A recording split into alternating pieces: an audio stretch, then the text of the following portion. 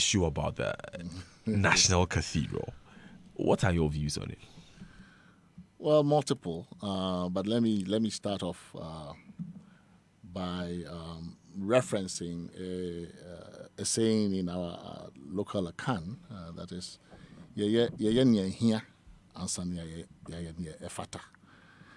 we do, or we prioritize that which is necessary over that which merely makes us feel good or which is nice. And I think from the perspective of a church, a cathedral is necessary. But from the perspective of a state, the Republic of Ghana, is it one of our missions? Is it necessary? Or does it just make us feel good? And when you put that in the context of the times, meaning when you look at our condition as a country and the priorities that we have and the resources available for executing the national agenda, it does not appear to me that this adventure that the state wishes to embark upon in collaboration with church is actually a necessary one. When you look at, I do not know if you have cited any documents. From a process angle, I'm even worried about the way this is proceeding. I haven't cited any conveyancing documents that suggest that the state is donating land to a church with church groups on what terms. We haven't cited anything. Have you? I don't know if you cited any documents of the kind. Have we cited any MOU arrangements around who is contributing money, where is the money coming from, how is it going to be used? We're just being told by essentially government people that, oh, no, your money is not in this, they're going to do this. But where is the documentation that supports any of these assertions? Then there's this question about the land. Oh, it's just the donation of the land. This is valuable real estate, right? Really in a part of Accra that is valuable. And I think that these are all questions that we must ask. I also worry that, the way this whole thing is proceeding, for us at CDD, we're concerned about issues of governance and the use of power. This just tells me that we still really have a huge problem with presidential power in this country. So how does this begin? A president just tells us that this is going to happen. No restraints, no constraints. It's public land. The Constitution makes the president the trustee of public land, holds it in trust for the people. But it appears there are no rules around, what the president could do with the land. Can donate land worth $100 million to private users, apparently, can allocate land, and this is all just fine, right? I mean, I think so. When you can look at it from multiple angles, is this as a matter of policy? Is this priority for us now? Okay. Then you can look at it. Do you think we should prioritize this? Of course not. Of course not. I mean, the church can prioritize it, but not the state. Okay. Right? I mean, so fine. That's their domain. They can prioritize this, and that's perfectly fine. I mean, if they could enter into an arm's length transaction with a private landowner and purchase the land and do this, why not? Of course. I mean, that's their mission, and they are free to do that. Right. But it is not priority for the state, and especially given the kinds of demands on our limited resources and the alternative uses to which public land could be put in the public interest. So I don't think it's priority. But also from a process side, I think this raises worrying questions for me about how power is actually allocated and distributed and used in this country. That one person can decide that land that is in the public trust can be donated, no matter the value of the land. And this is potentially worth millions of dollars. And then that's it. No legislation about it, no debates, just Joy FM and civil society talking about it on social media, but no real legal constraint on the power of the president to donate this kind of land worth millions of dollars. So there You are believe he abused powers? Well, I think that it speaks to just the absence of limits, the absence of real limitations on presidential power, right? So what if the next president comes and wants to do another land for something else? You know, and this is land that is being donated, essentially, not even being sold. You know, so it appears that the president is the allocator of land, the donor of land, can do anything. And this is not any one president. This is just the nature of our presidency. It's just we need to decongest the power that the president has. And there has to be some rules around the use of these kinds of powers. You know, so from a governance standpoint, it just again raises red flags for me about something we've been talking about all the time, which is that the president and the presidency in this place has just too much power than a good president needs, and than a bad president must have. I've always said this. You know, the president has way too much power than any good president needs to have, and way too much power than a bad president must have. You know, so if you're lucky, you get a good president but still too much power. If you're not lucky, you get a bad president who really abuses the power. Yeah. And we really have to be worried about these things. Right. On the issue of process and documentation, you were raising some questions earlier. There is a National Cathedral Project paper that covers all of this, and it covers the procedure, and I mean, basically spells out what the various stakeholders are required to do. Is it a legal document? No, it's a policy document. So it's something that was drawn up by government. This is what it's covering, because you see there's a board of trustees that is taking care of this from the very beginning. And so remember, even in the negotiation with the Judicial Service, this board of trustees went with the Minister for Lands and Natural Resources of the time, John Peter Amewu. But you see, the question raised here is that Ghana is a largely Christian state that has, so Raymond, for instance, referred to as being a godly state that has, you know, a large Christian majority. We have already accepted that we pray at events. We've already accepted that even some elements of our events have religious connotations. So what's wrong if we have a building where we have these ceremonies? Well, I'm not one of those who would argue that Ghana is a 100% secular state, right? I mean, if you look in the Constitution, it's an oddity, but it's still there. You know, so on the National Media Commission, the membership, constitutional membership, names the Christian Council, the Muslim community, Ahmadiyya movement. It's all in the Constitution, right?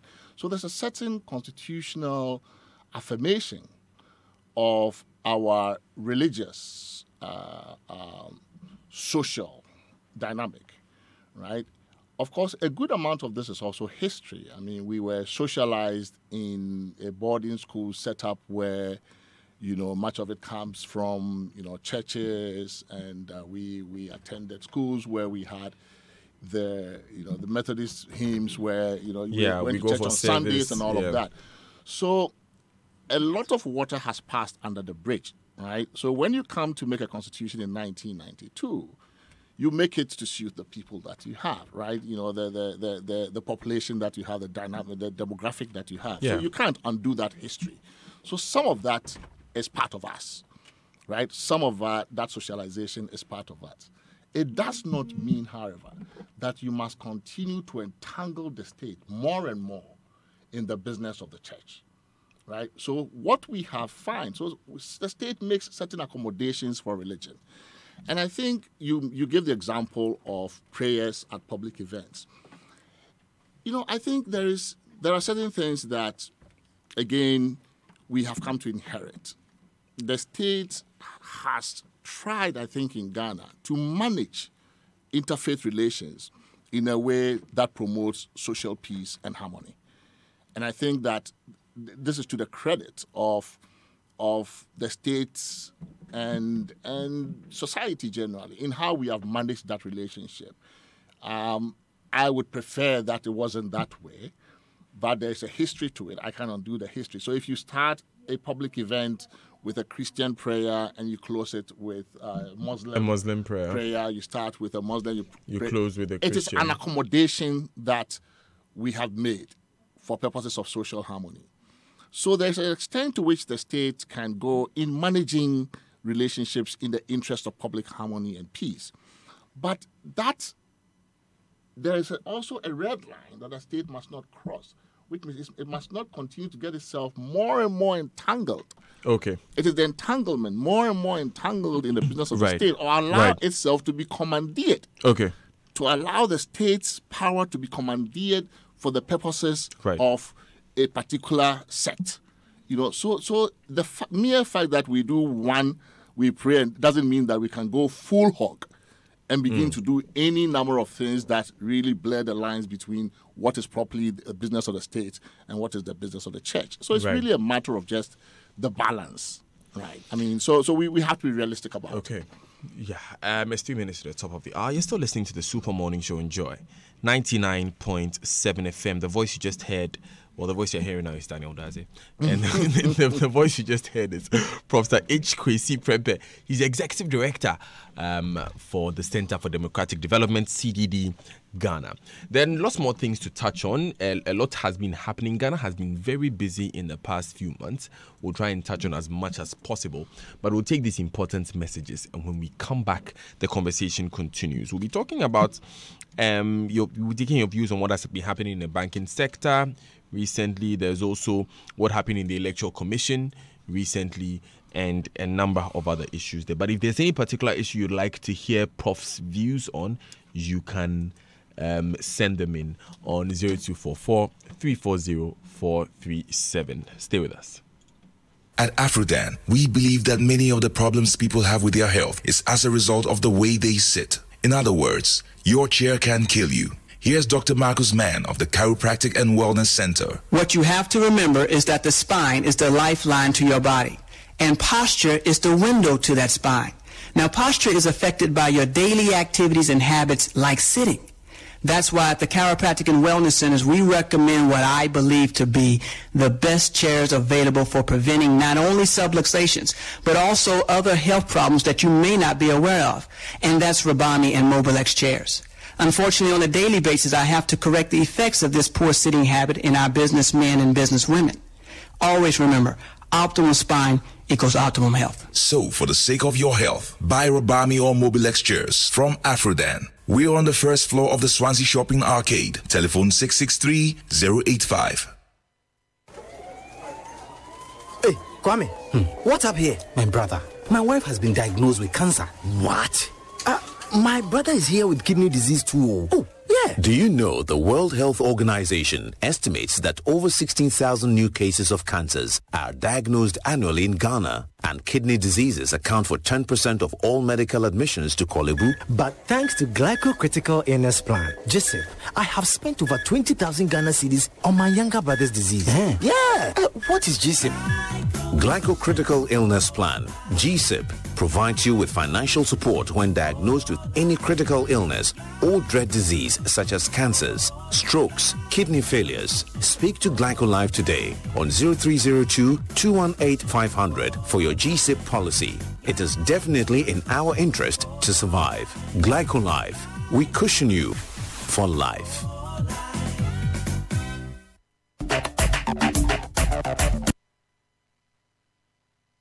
Karen and Noella with the Joy Business Minutes. Good morning at Tough Stories. The Timapol Sector Commander of the GRA, Dr. Okwapia, is warning of possible diversion of goods from the Timaport to neighboring countries if freight forwarders continue to strike. The strike action, which began on Monday, is over the implementation of the cargo tracking note system. The IMF has warned that over 8 billion cedis spent on the 7 collapsed bank would affect the debt stock computation at the end of the year. This comes after the realization that government expenditure on the collapsed banks will not be added to the debt stock. The Institute of Internal Auditors Ghana is calling on the BOG to begin demanding for copies of audit reports from internal auditors working with financial institutions, especially the commercial banks. And some private credit reference bureau operators are blaming the 7 liquidated banks for their collapse as they failed to heed the credit advice. Chief Executive of XDS Data Ghana Limited, George Ahiafo, revealed that most banks do same. And that's it for this morning. We'll bring you more at 3:06.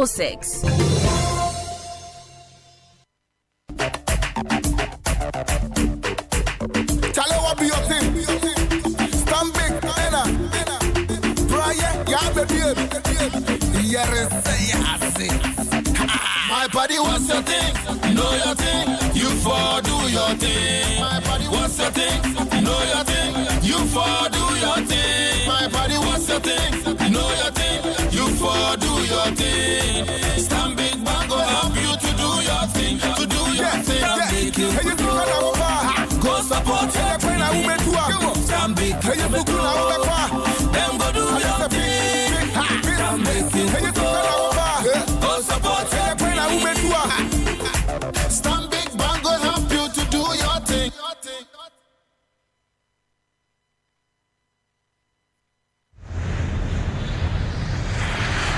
From the capital city of Ghana, let Airpeace seamlessly connect you to the beautiful lands of the west coast of Africa through the tourist islands of Banjul, the peninsular ambience of Dakar, the captivating coasts of Monrovia, the commercial city of Lagos, and the seat of power, Abuja. From the 2nd of September 2018, fly Airpeace from Accra to Banjul, Dakar, Monrovia, Lagos, and Abuja. Our flights and cabin crew are professional, courteous, and fun. Check in 2 pieces of free luggage totaling 30 kg in economy and 40 kg in business class and earn Peace points anytime you fly Airpeace. For bookings, log on to flyairpeace.com or visit Kotoka International Airport, Accra, or travel agents nationwide. Airpeace, your peace, our goal.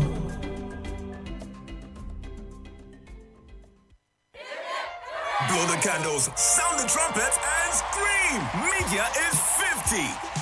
Media, your #1 air conditioner and appliance manufacturer, is 50 years old. 50 years of top-notch quality, and we're celebrating it big. Starting from 15% discount on appliances from any Media showroom or authorized reseller. Join the celebration of Media at 50. We have amazing home appliances at great discounts. Tabletop fridges starting at 499 Ghana cedis. 4-burner gas cookers starting at 799 Ghana cedis. Chest freezers are also starting at 799 Ghana cedis. Blow the candles, sound the trumpet, and scream!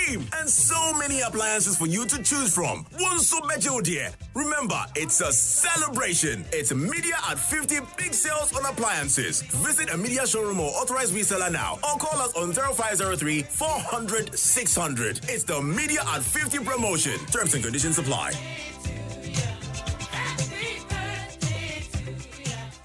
There is a bank in town, solid and strong, giving you the service you desire. It's Commerce Savings and Loans. We give you financial security you deserve through our Susu account, church account, fixed account, kiddie account, and many more. Our GD loan for churches, asset finance, federal loans, and others have interest rates that are perfect for any pocket. At Commerce Savings and Loans, we make life convenient for you. Make payments on all mobile network, pay for DSTV, mobile money, TV license, and many others. Call us on 0302 767 827 or 667 783. Commerce Savings and Loan. We offer you a relationship beyond. My dear, getting a new asset will make me feel on top of the world. Look, I'm thinking of getting a new car, a house, an acre of land, and a new truck for the business. No doubts, my darling. But why not first check to ensure the security of these assets before you buy?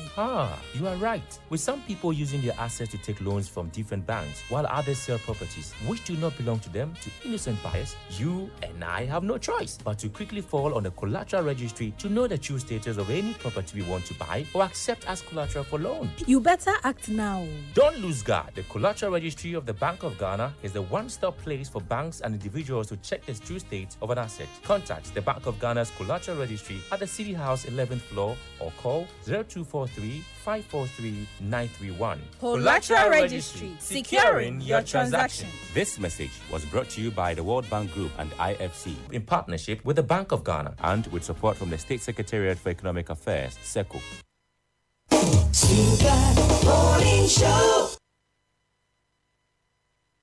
Coffee in your cup and joy on the set. The Super Morning Show is always the best bet on Joy 99.7 FM. 6 minutes past 9 on the Super Morning Show on Joy 99.7 FM.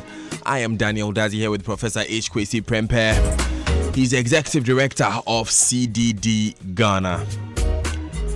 We've been talking about the National Cathedral, but we're moving from there. We'll be talking about other issues of national importance shortly. And then we'll be talking about the CDD's Kontini Akwemu lecture. But before we go ahead, text messages are brought to you by Afrodan. Your back must last you a lifetime, and Glyco Travel Insurance Policy, we cushion you for life. Afrodan is offering you today the most comfortable chair in the world, the Nightingale Extreme Comfort Chair, with over 10 thoughtfully engineered features, especially customized for your health and comfort. So go to Afrodan on the first floor of the Swansea Shopping Arcade and feel this chair. You will be amazed.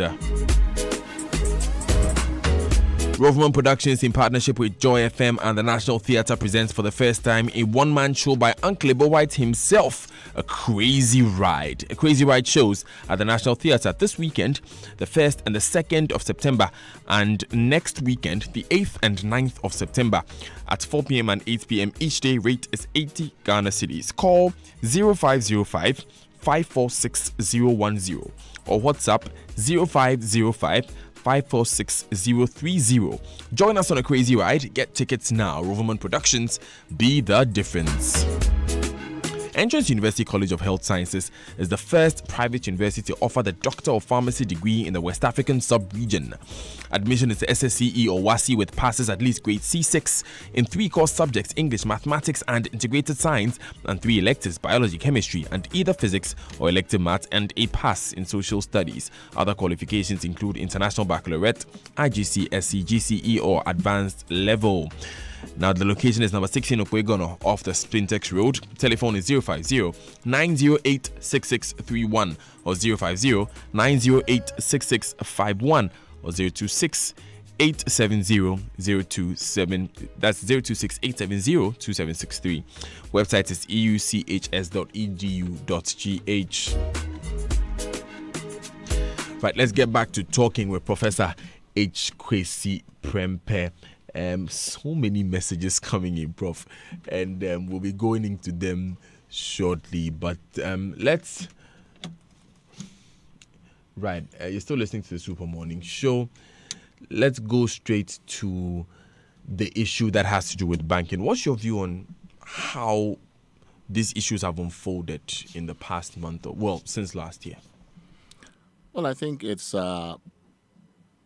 good that finally we're taking some action, at least that the regulator is stepping in. But what is disappointing is that it had to take a change in the leadership or the governorship of the bank for this to happen, which really does suggest that we had a problem of regulatory failure or possibly regulatory capture, that somehow the leadership of the bank at the time these matters were actually developing must have been asleep at the wheels. I mean, it shouldn't take a change in the leadership of an institution like a bank for a crisis like this to be sorted out.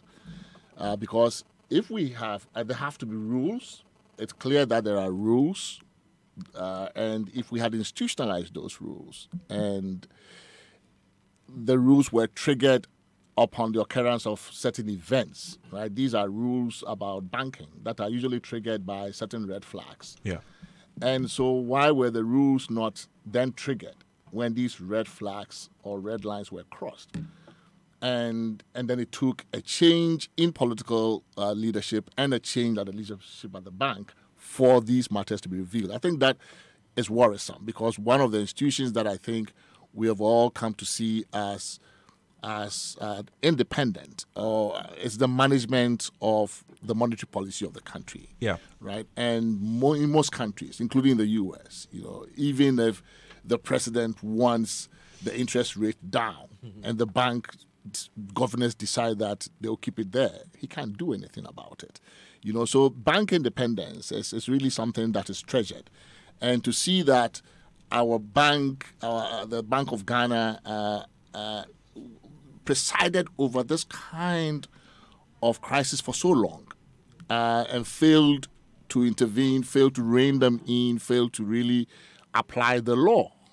Laws haven't changed, remember? Yeah. That the same laws that are being applied to sort out this crisis now were there 10 years ago, 5 years ago, how many years ago, right, when the crisis was unfolding. So it does mean that there was some regulatory failure here. And while I'm happy that we finally have come to grips with the problem and seem to be working to sort it out, that it does speak to a governance problem here that we have.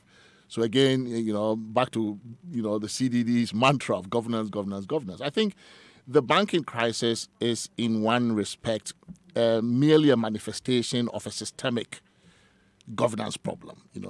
Whether you look at it from the point of view of governance from the bank's point of view, that is the governance of the sector by the bank or the regulator, or corporate governance within the banking institutions. Okay. Clearly, there's a governance failure here. Let's talk about how government is handling it now.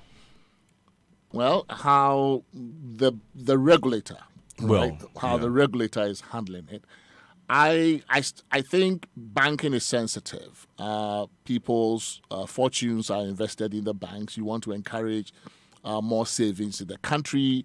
So it's a sector that requires a lot of.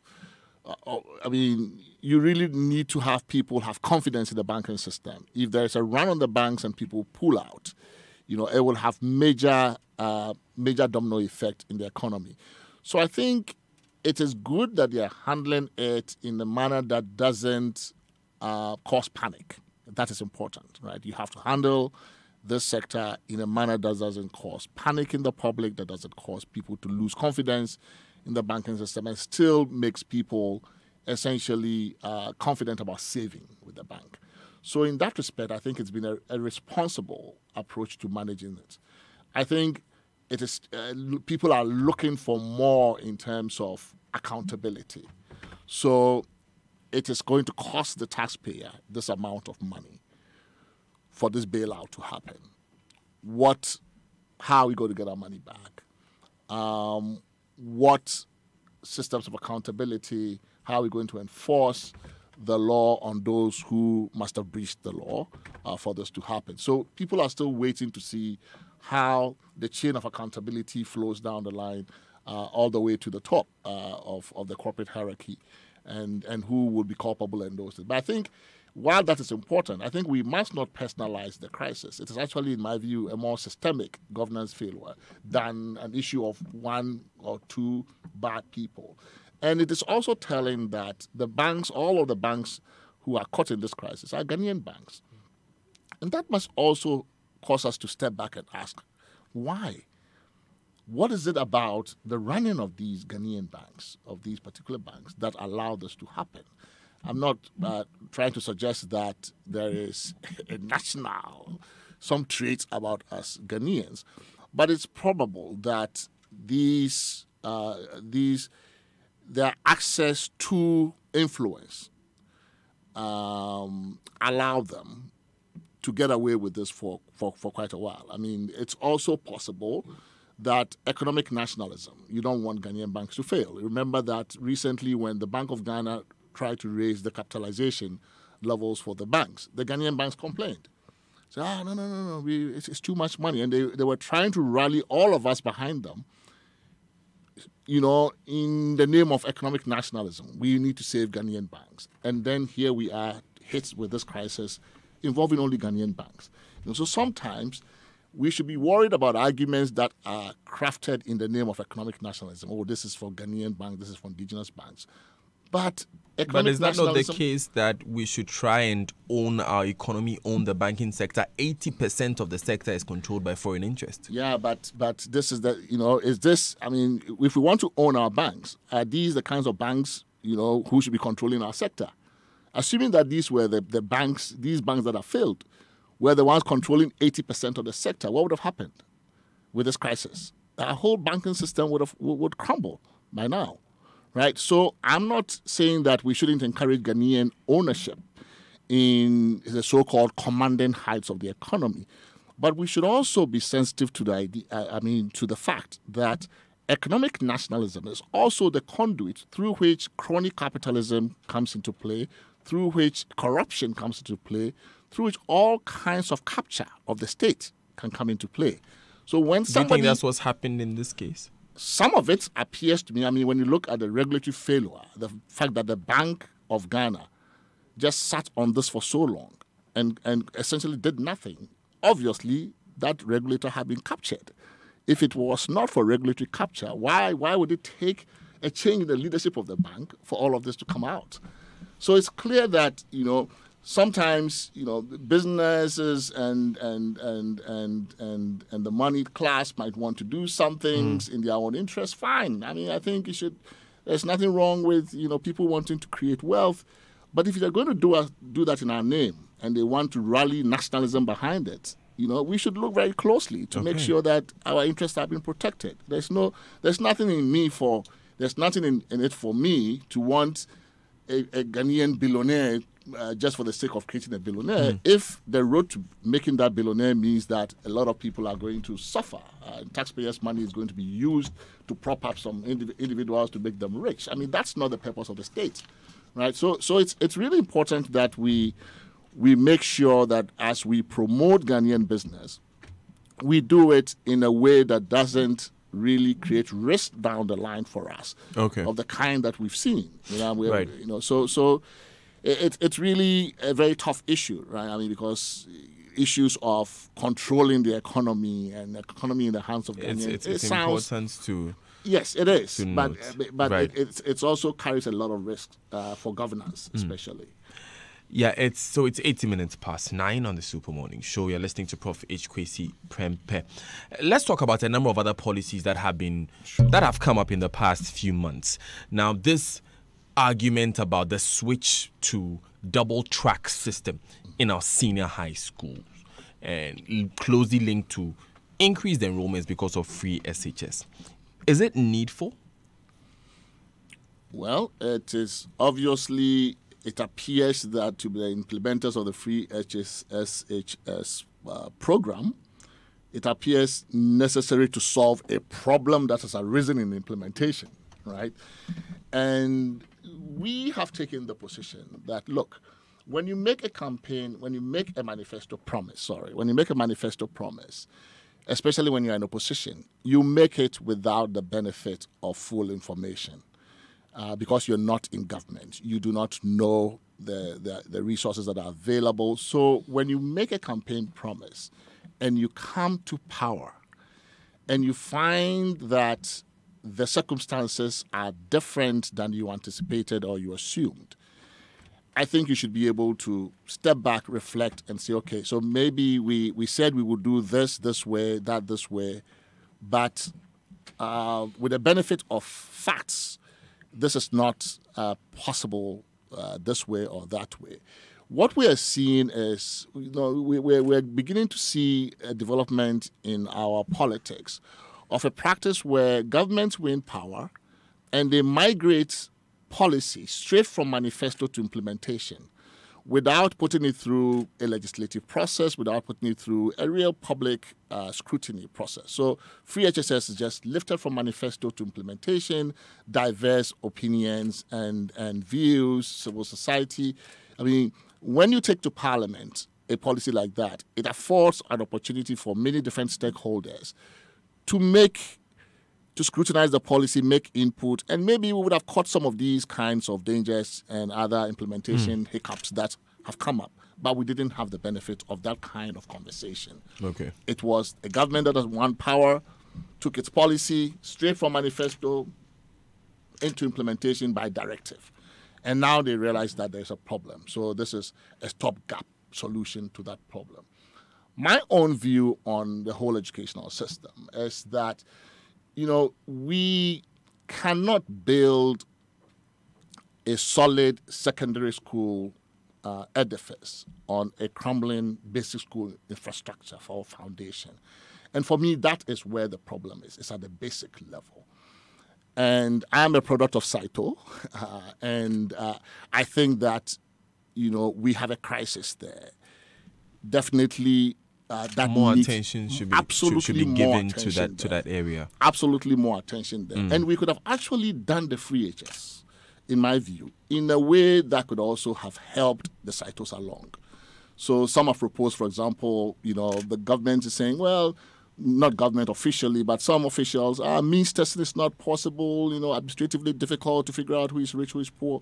But what if we said, access to free SHS boarding would be limited to, or at least priority given to, say, products coming out of the Saito stream. Okay. Right? Which roughly is like a proxy for the low income, right? So then that kind of a benefit, the free SHS benefit, will then be targeted at our Saito schools, trying to save public basic school in a sense. Because the moment you attach a benefit like free HSS to attendance or graduation from Saito, then many more parents will be encouraged to go back to Saito because there's been a huge migration out of that, even by people who ordinarily cannot afford private school. They're all taking their kids out of Saito to private schools. And so resources are moving out of that sector, and the sector is failing. So we need to rebuild demand for that sector. And one way we could have done it using the free HSS tool was to actually encourage people, to really go back there and then rebuild the school. But the way we're doing it now, where you could go to the Morning Star or GIS, pay millions of dollars, and then go to Prempeh College or Achimota or somewhere else for free. I think definitely the equity issues there make no sense to me. Right. But otherwise, free HSS, I like the idea. As an idea, I like it. As a policy, I like the idea. How it has been implemented, I think I have problems with, one, the process of just migrating it from manifesto to directive implementation. On that point of migrating promises from manifesto into policy, this government in particular has done a bit of that. Yes. So you look at one district, one factory, one village, one dam, one constituency, $1 million. Do you think that they were a bit over ambitious in the first place? Well, it depends on, I think, we've had manifestos in our politics since the pre-independence days, The difficulty I have with government by manifesto, one of the difficulties I have is what I initially mentioned, is that you do not make manifestos, especially when you're in opposition, with the benefit of all of the facts. When you step in the role, if you get elected and you step in the role and you discover that the fundamentals of the economy are different, that the fiscal state of the country is different, then if you are inflexible in fulfilling your manifesto promises and you don't communicate to the people well enough for them to understand that adjustments may have to be made, then you are going to put yourself in this straitjacket where, you are forcing yourself to fulfill promises that really creates hardship, that create economic difficulty. Then there's also, for me, the migration thing worries me from a process angle because it assumes that the winner knows all, or that So there should be wider consultation. There should be wider discussion. But in this form, are these promises realistic? Well, we have gotten. There's one thing that I think is good, that finally we have gotten to a place where our politics, where contending parties are presenting the people with options that are based on issues.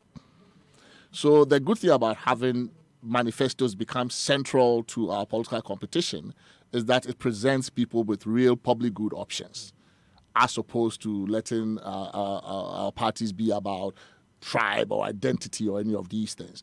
So that's a positive sign, that if we are really moving closer and closer to a situation where the electorate must choose based on what options you offer. But there's also the danger of manifesto wars, where we overpromise. So there's a race to the bottom. We have to compete. One party is competing with the other over who promises the most. And so we run the danger of making very unrealistic promises, promises that will create major economic hardship and dislocation in the economy if they were to be fulfilled, basically just line by line. So, and especially when once you get elected, you are unwilling to make any adjustment at all because you fear backlash. If you make an adjustment, the opposition will say, oh, but this is not what you said you would do, or people will actually measure you as having deviated from what you promised. So it is okay in the one sense, to the extent that it is elevating our politics and making it focus on issues. But there's a clear danger if we begin to trigger this manifesto war where parties irresponsibly promise things that they cannot deliver. Is that what happened in this case in 2016? Well, I do not know that it was overpromise. I think free SHS certainly is something that I'm talking about like the whole basket. One district, one factory, one village, one dam. I think if you want to accomplish them without a timetable, if you want to accomplish them and you don't spread them over a period, and note also that when these manifesto promises are made, they are not priced. There is no cost, a budget attached to them. And you remember in 2012, that became an issue when the NPP promised that they said, how much would it cost? And when they couldn't name a figure, that became really, in part, their undoing. So I think that if we are going to really rally around manifestos as the key electoral document about which we're going to make our electoral competition, then we must really begin to scrutinize it a little bit more, put a budget to it, where the government says this is what we're going to do. People should ask questions. Civil society should ask questions. And in fact, our friends in Imani did ask some questions in 2012. How much is it going to cost? But otherwise, if you don't cost it and you come to power and you are inflexible and you insist that because I promised it, I must deliver it, you could actually cause a lot more harm than good because you are making these promises to win power. Remember, not necessarily to govern well. To govern well. Thank you for giving me. For supplying exactly. That's exactly what I wanted to say, right? So it is important that we make that distinction. Okay. And while I welcome, again, I want to emphasize that while I welcome the move in the direction of issue-based politics and of government that is responding to public goods and offering material benefits to the population, I also worry about its implications for the economy, for the fiscal space, and for governance. Right, it's 29 minutes past 9 on the Super Morning Show. We are here with Professor H. Kwesi Prempeh, the Executive Director for the Center for Democratic Development, CDD Ghana. Still a lot more to talk about, but very, very little time to do that talking in. We'll take these few messages. When we come back, we'll talk a bit about the removal of the EC boss, what your thoughts are on the last reshuffle, this removal of some ministers. Do you still think government is too big? A few of those issues will come up when we do come back. Stay with us. To be an entrepreneur, to be self-employed, and to provide job to reduce the rate of unemployment. This is my dream and aspiration. I'm Madu, a Nigerian and a young entrepreneur. Today, I found a place where my dream comes true. Bluecrest School of Business. Internships, industrial visits, and discussion forums has really helped me to develop my business career. I invite you all to join the best business school in town. Let's make the business world more exciting. For ICT, banking and finance, human resource management, logistics, oil and gas, fashion and journalism, choose Bluecrest College. For admission, call or WhatsApp 0263. Visit our website bluecrest.edu.ga. Bluecrest College, education for life. The Buzia Institute for Rural and Democratic Development, BIRDD, and the entire Buzia family invites you to the 40th anniversary lecture celebrating the legacy of Dr. Kofi Abrefa Buzia. Tuesday, the 28th of August, 3 p.m. at the Accra International Conference Center. Come as we celebrate the life and values of Dr. Kofi Abrefa Buzia. Special guest of honor, His Excellency the President, Nana Addo Dankwa Akufo-Addo. The Buzia Institute for Rural and Democratic Development, BIRDD, projects and protects the vision, works, and legacy of Dr. Kofi Abrefa Buzia, which primarily had to do with rural development, democracy, and education. We entreat all who believe in the vision and values of Dr. Buzia to participate in the 40th anniversary lecture. Remember, it's Tuesday, the 28th of August, 3 p.m. at the Accra International Conference Center. All are welcome. Ojam, why you make quiet like that? Oh, Charlie, I go do some POP, give somebody where the cornice is not fine, crowd. I always they tell you, say, for decorative roses and cornices, the solution be interface. Them have different imported cornices and roses in different designs and shapes. Installing them be so easy, and it go give your customer the finishing he wants. Ojam, take me go Interface right now before I lose this customer. Interface Limited is the leading supplier and installer of finishing input materials for the building and construction industry in Ghana. Call us on 0274-999999 or visit our website at www.interfacelimited.com. Yeah, you better watch my moves. You're playing with a champion. You're not concentrated. Too much wahala, my brother. Tell me about it. I couldn't even leave chop money with my wife this morning. And you still want 6 children. Why not? My father had 10. Yeah, it's hard for all of us, but I manage better. With your 2 children? Yes, and I am saving and keeping them in school. You couldn't afford even trotro fare. Hey, so you want to insult me as well? Yeah, please come. Is there a problem? Please. Okay, I'm coming. What's wrong? Yeah, I'm not feeling well at all. So is the baby coming? Not yet. Okay, I'll go back to the taxi station then. Mr. Beku, Becky says she has been talking to you. About what? Family planning. She wants a break after this baby. I've told her. I want 6 children. She has 2 more to go. Kwame, how is your wife? Not good. The nurse said she needed a break after this baby. Please allow her for the sake of her health and your family. Let me call her now. Hello? Yeah. Please take me to the hospital. Thankfully, Becky was fine. Yao Beku agreed to go with her to the family planning clinic. The nurse went through a range of family planning methods. Implants for up to 5 years, IUD for up to 10 years, and other short-term methods. IUD? Yes, we can try it for 5 years. Agreed. Oh, I'm so glad we came. Yo, you're back. Yes, I'm back. My wife just delivered a bouncy baby boy, and I dropped them at home. I have decided to practice family planning and space my children. That's great news. Hip, hip, hip. Hooray! Good life. It's an everyday thing. This is brought to you by Ghana Health Service, USAID, and partners. What's your thing? A high baller, always after the bigger picture. Living your life in boardrooms, transiting through VIP lounges into first or business class. Sipping on some whey while flipping through pages of FT and Bloomberg. What's your thing? Your life is busy and your schedule is crazy. But when you can make some time, you try to unwind with some jazz or high life. Over some drinks with friends, but the business talk never ends, even at the bar. Live the life you love on the go with the Stanbic Bank mobile app. Stanbic Bank, moving forward. Hele Africa, birthed on the laps of His Royal Majesty, the Asante Hene Otumfuo Osei Tutu II, Media Men Ghana and Associates proudly host the gathering of the most renowned healthcare trailblazers across Africa and the globe to witness the 2nd Pan-African Health Legendary Honors Festival at the Kempinski Hotel, Gold Coast City in Accra on September 8, 2018, inspiring holistic quality healthcare and wellness for socio-economic enhancement through Pan-Africanism, whilst keenly celebrating the First Lady of Ghana, Her Excellency Mrs. Rebecca Akufo-Addo, Didier Drogba of Ivory Coast, Dr. May Carol Jemison of USA, Dr. Kenneth Abwa of Ghana, among other outstanding healthcare advocates. Hele Africa, celebrating the life guardians of Africa with gold.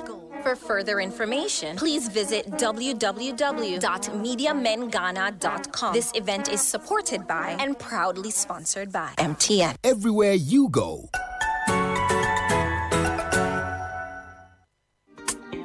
Bibiara wa melcom Luciano le melcom Nofiano ye melcom. What are you looking for? Melcom got it all. Great discounts, don't do. Yamafia so. Best bargains on our days. Everything here is a bargain. High quality, goods be a priority. So tell your mom, tell Poppy, tell your actually everybody.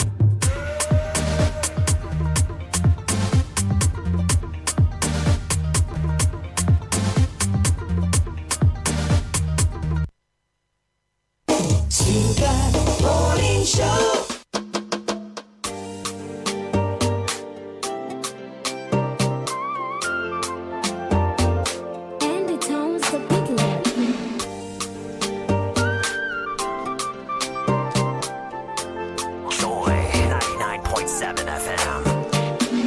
24 minutes to the top of the hour here on the Super Morning Show on Joy 99.7 FM. And it's really 24 minutes till we wrap up with the whole Super Morning Show.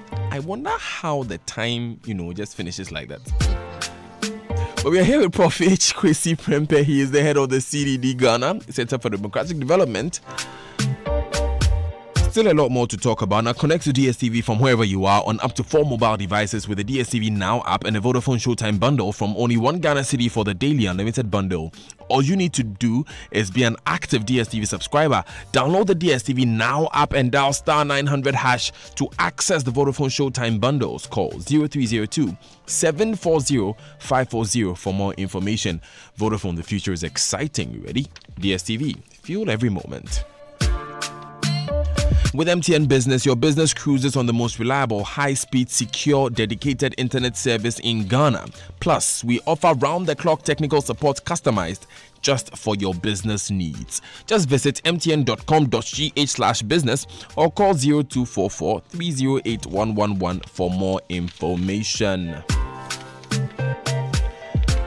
If you're planning your home or office renovation, you only need to know that with as little as 38 Ghana cedis, you can buy yourself a bathroom accessory, and with 585 Ghana cedis, you can get a WC from world-class brands like Ideal Standard at Kimo Home.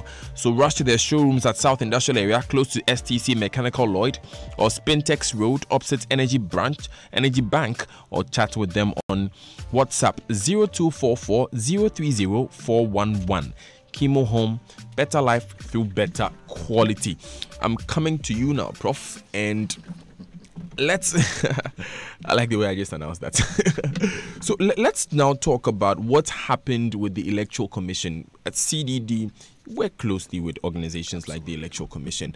There's now a new EC boss. One political party is refusing to work with them. Well, hasn't openly said they're refusing to work with them, but they have raised their misgivings about the mode of removal of the old one and the mode of appointment of the new one. What's your take on what has happened so far? When you look at elections across Africa, when elections are disputed, among the issues that come up, if you follow, for example, the Kenya election dispute in 2013, the Supreme Court, while it held that the election was generally okay, one of the things it said in its judgment, it raised questions about the procurement processes of the IEBC, which is the Electoral Commission in Kenya. Election management in Africa has become very expensive. Conducting elections have become extremely expensive, to the point where Congo, DRC, the president for almost over a year refused to have elections on the grounds that they didn't have money. Liberia recently skipped, I think, 2 by-elections on grounds of penury, sovereign penury. We didn't have money. We don't have money to run the elections. So we shouldn't get ourselves to a position where elections become so expensive that we are going to skip them. And procurement is one of the big ticket items that the ECs control. So I completely disagree with those who think that sense of omission and commission in the matter of procurement are not that significant to form a basis for bringing a petition against an electoral commission. So to the extent that the process worked, a petition was brought, went through the constitutionally mandated process, the tribunal that was constituted by the Chief Justice found as it did, and the president is duty-bound to remove as recommended. I don't have a problem with that. I think that it sends a clear signal that procurement shenanigans, things that of that kind would not be tolerated at an institution like the Electoral Commission, which really, or at any other public institution for that matter. I was expecting, though, that because it created such almost a wholesale vacancy in the commission, that we would create some kind of a convention around the government's appointing power, the president's appointing power. I've always had problems with the Constitution as currently crafted, which essentially allows the president practically to appoint persons of his own choosing. The Constitution says on the advice of the Council of State. But the advice is not bound. The Supreme Court now tells us that is just as good as in consultation. It really doesn't really add much to the process. I, of course, disagree with that decision of the court, but that's the law. But I was hoping that in spite of the constitutional permission that is granted by the to the president to appoint at will, essentially, going through this perfunctory process with the Council of State, that there would be some wider consultation. As it appears, if you look at the reaction from the National Democratic Congress, it appears that consultation, probably pre-appointment consultation, didn't happen. Yeah. Right. So that's unfortunate. I think that in these matters, you can always build conventions around particular powers. So the mere fact that the Constitution donates the power to you does not mean that in exercising that power or prior to doing it, you can't make some backroom arrangements and consultations with all stakeholders before exercising that power. So Prof, looking at how that has played out, the NDC now has concerns. How does the new EC boss repair the relationship with the party? Well, I do not know that it is the new. It's incumbent on the new EC hasn't done anything. I mean, but she has to work with them. She has to work with them the same way that the NPP had to work with the previous one, who was appointed also without consultation with the opposition. So these parties must understand that sometimes when they take positions, very absolutist, zero-sum positions of that kind, just because they have power, that they will rotate out of power one day, and that they will also be on the receiving end of the exercise of similar powers by their opponents. So these are lessons that they are both learning, and I think that is good. It is good that they have to learn that, okay, we don't want to be on the receiving end of this thing, that if we are part of a game, we don't want only one side to be choosing the referee. This is arguments we've made all the time.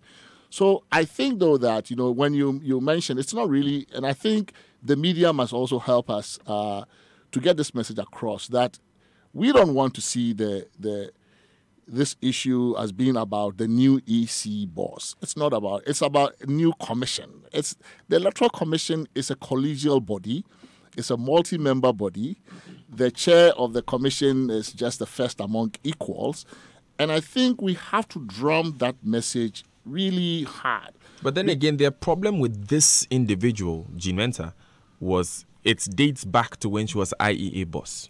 What problem? Yes, so they felt that she did not deal with them in a fair, proper manner. So because of that, they didn't even take part in the last presidential debate. So they had a problem. We at CDD know how these things work. We have been boycotted by parties. We have been branded NBP, NDC, depending on who is in power. We are friends today, enemies tomorrow, depending on who rotates in and out of power. So those kinds of complaints, no. I mean, if while she was administrator at IEA, you had problems with the conduct of presidential elections or debates, so what? I mean, so you carry that grievance all the way into the Electoral Commission.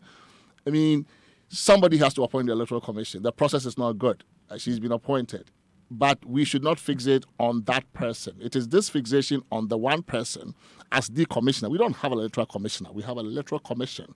We used to have an electoral commissioner sometime in the 70s. Now we have a body which has 3 executive commissioners and 4 non-executive ones. That constitutes a commission. It's a collegial body. It must make decisions collectively.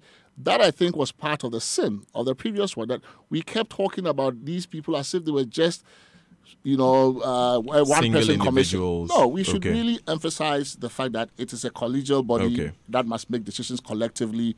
And I hope all the other commissioners insist on being a part and parcel of the decision-making process, so that it doesn't become about Mrs. Jean Mensa or about this other one person. So it's the process itself. The commission I think what the commission must do is really rebuild confidence, rebuild these processes so that it actually works as a collective body, bring a lot more transparency into its dealings with the parties. IPAC is a really wonderful institution that has helped our electoral management. I think they should continue to deepen it. Maybe invite some civil society observers into it. You know, it would help with transparency.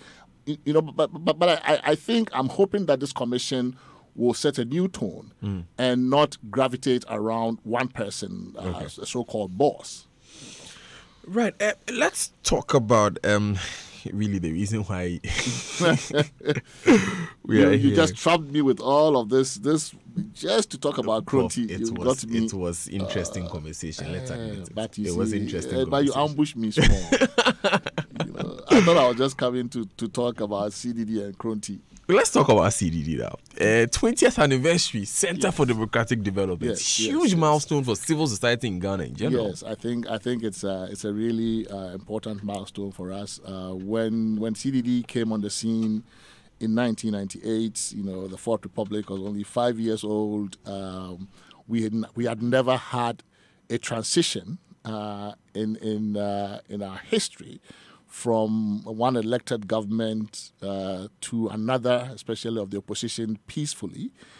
And so we have been eyewitnesses to history, in a sense, you know, being there at all of the important milestones that Ghana's democracy has crossed in the last 25 years. So we were there in 2000 when there was a first election turnover of an opposition party coming into government. We've been there since. We've been very active in the area of election support work. We've done a lot of work in decentralization, with governance. So we really have been there through the journey that Ghana's democracy has taken these 25 years. And that is why that's going to be the theme of the Nkrumah Akwamu lecture this year with our immediate past Executive Director, Professor Jima Bwedi, going to reflect on that journey, that 25-year journey, and what it has meant for the Ghanaian. So the world hails us as a democratic success story. The question for us is, has democracy really worked for the people? That is what Professor Jima is going to talk about, right? We remember the famous definition of democracy by Lincoln, Abraham Lincoln, as a government of the people, by the people, for the people. So he has chosen to structure this lecture around that theme, the of, the by, and the for. Is our democracy of the people, really? Is it by the people? And finally, is it for the people? And I think that we couldn't have chosen a better speaker. I think you couldn't have chosen a better topic. I'm so in love with it. But then again, for the few Ghanaians out there who may not know so much about Prof. Jima Bwedi, tell us a bit about him. Well, Prof. Jima Bwedi is, if you're a Ghanaian, you don't know him, you should know him. There are very few, just one or two. No, he is the founder of CDD. Before that, he was a professor of political science at the University of Ghana, taught at many other universities abroad. I have had the honor of knowing him since I was a kid, because when I was in Form 1, he was in lower 6th at the same secondary school. So he's been my senior since my days at Odan Secondary School, where we both went, Form 1 to Upper 6th. And I have followed his career since. He's really world famous when it comes to democracy promotion, especially in Africa. You know, with Afrobarometer has become a household name in many places. They've been doing groundbreaking surveys and research in now about 38 countries, and he leads that. You know, this is one of his babies. So he's a very important figure, I think, in our national conversations around governance and democracy, as well as beyond the shores of this country. And we're proud that he would be our speaker, and it's an honor also because he's our immediate past executive director. Past speakers have included people like Mr. Kofi Annan, Kweku Bakon, Professor Kwame Kakari, Dr. Farijan, Dr. Larry Diamond, world famous democracy scholar. So we are this is our flagship lecture, annual lecture series, and we're looking forward to a really wonderful presentation on Thursday, and a lot of learning, I think. A lot of food for thought for all of us. So it's going to be at 5 p.m. at Alisa Hotel. At 5 p.m. at Alisa, and we are hoping that we would have a room full, standing room only kind of capacity. But it's something we are looking forward to. And it will also be live here on Joy FM. Wonderful. Your thought leader. What are some of the other activities lined up for CDD at 20? We've rolled out a few already. Dr. Asante has been leading the committee, planning committee on this. We had a boot camp, a democracy and governance boot camp for senior high school students, a week boot camp sometime in July. We have events scheduled for our stakeholders. We have, of course, the special Kronti session. We have a family day with staff. And we also have a corporate social responsibility event. We sit just next to the Boston Institute somewhere in the airport area. And we've decided to make them, that school or the students there, part of our own local corporate social responsibility. So we have an event planned for them. I think this is probably, if they are listening to this is the first time they would learn about this. We haven't even made approaches yet. But we are planning a number of activities, including lectures, apart from this one, a number of roundtable events, outreach to the corporate sector, which we think is an important partner and has, until now, probably not seen itself as part and parcel of the space. But we really want to make a significant outreach to corporate Ghana to become partners in building good governance in Ghana, because we really think that if the society thrives, if elections are free and fair, if governance works, if corruption is minimized, businesses benefit even more so than private individuals. So we're really looking forward to a year, and it's a whole year of activity. So it will start in July, running all the way through next year. Prof, we need to have you back. I beg you. I will be more than glad, as long as you don't ambush me with. Prof, no. And so let me tell you now, when you come back, you talk about all things. But Prof, I beg you, come again. I would be more than glad to come back and have a conversation with you. Since you are coming back, I'll just But you have to leak the questions next time. I should leak the questions. Prof, you are encouraging corruption. No. Okay, so since you mentioned leaking, and I found a way to sneak in one final question till I go. This one is a special one for my boss. You'll be doing a favor to my boss if you answer this question. It's about our attitude towards corruption. Simple analogy. In the US or UK, corruption is if you receive a $15,000 watch, or you go and sleep in a hotel. I mean, you buy a $15 watch from Campaign Finance, or you go and sleep in a hotel, and the payment for the hotel seems to be a donation from someone who is shady. In Ghana, we talk about 20 million every day. Is it that we become numb? Are we not angry enough? I think we have. I think we have become numb, unfortunately, and I think it's partly because we've classified. We've made many different classifications in our own mind as to what is corruption, what is not corruption, what is petty corruption, what is grand corruption. So for example, we turn a blind eye to corruption in traffic. Giving money to the police and all of that. I think we think, well, the money is small. It's not a big deal. And, for the inconvenience, why not? But if you aggregate all of that corruption, and, the frequency with which it happens, it's a huge amount we're talking about. It's not small corruption.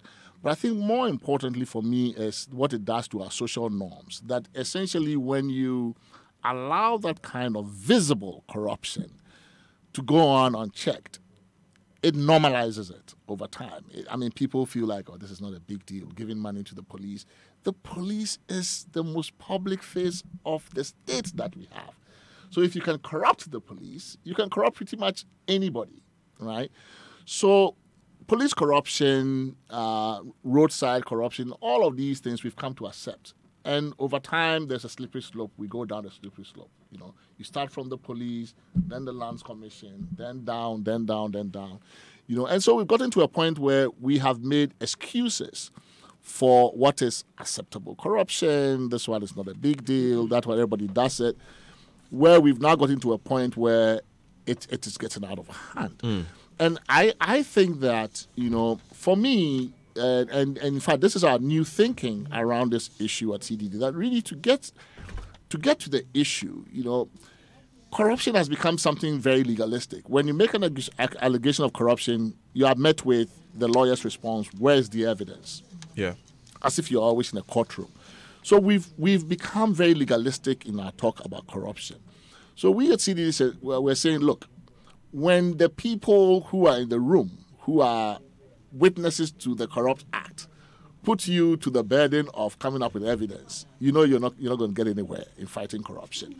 So what we must then do is we must talk more about value for money, because our thinking is that whenever the public does not get value for money for a transaction, an infrastructure project, a contract, there is something wrong there, buried in there. So if we look more let's shift at the value, conversation to value for money. if we look more at value for money and waste, we are going to actually get to corruption and more. There's a whole lot more that goes on that is costly to the state, that doesn't come like corruption, but is hugely costly.